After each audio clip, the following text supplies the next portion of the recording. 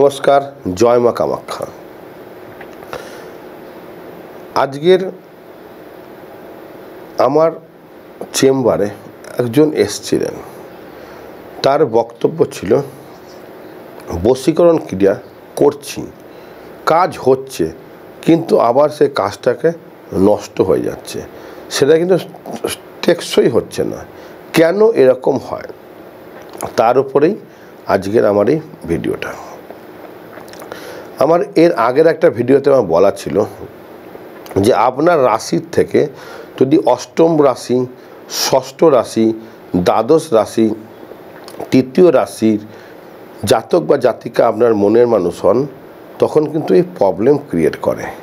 বা তার জন্ম নক্ষত্র যদি আপনার জন্ম নক্ষত্রের বিপরীত হয়, বা তার মূলাঙ্ক যদি আপনার মূলাঙ্কের সঙ্গে ফ্রেন্ডলি বা সম না হয়, তাহলে কিন্তু এই প্রবলেমগুলো ক্রিয়েট করবেন। তাহলে আপনি কি করতে পারেন? সবথেকে সোজা হচ্ছে রাশিটাকে দেখে নেওয়া বা মূলাঙ্কটাকে দেখে নেওয়া। এটা আপনার জন্য ইজি।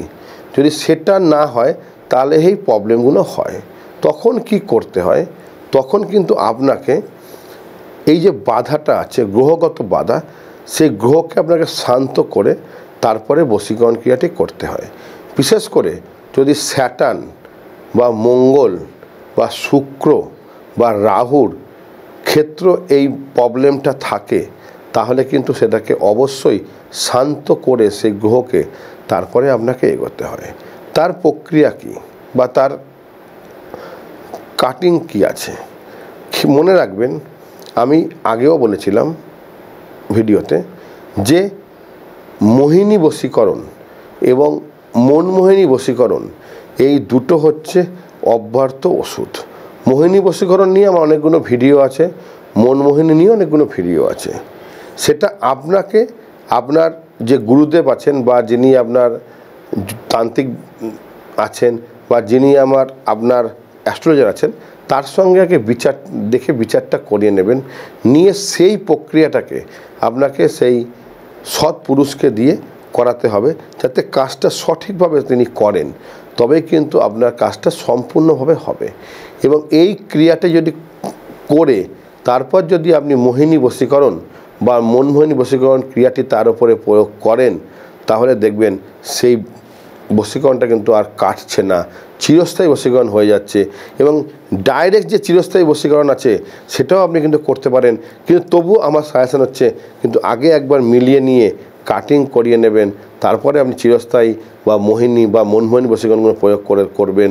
তাহলে কিন্তু আপনার মনের মানুষকে সারা জীবনের জন্য আপনি আনন্দে তার সঙ্গে সংসার করতে পারবেন, কোনো প্রবলেম হবে না। এই বিস্তারিত জানতে গেলে আমাকে সরাসরি ফোন করে নেবেন এবং আমি তো আপনাকে সেটা সাজেশানটা দিয়ে দেবো। সেটা আবার আপনার ব্যাপার, আপনি কী করবেন। এবং এই বিষয়ে আরেকটা বলে দিচ্ছি আমি, আপনার যদি মঙ্গলের প্রভাব বা শুক্রের প্রভাব আপনার নিজের জন্মছকের উপর থাকে, সেখানেও কিন্তু এইটা কিন্তু অনেকটা বিলম্ব সৃষ্টি করে।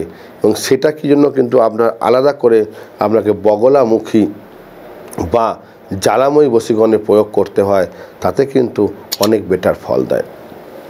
যদি জ্যোতিষতন্ত্র শিখতে চান, আমাকে সরাসরি ফোন করবেন। এবং যদি এই ভিডিও সম্বন্ধে জানতে হন, আমাকে ফোন করে নেবেন। ভালো থাকবেন। জয় মা কামাখ্যা।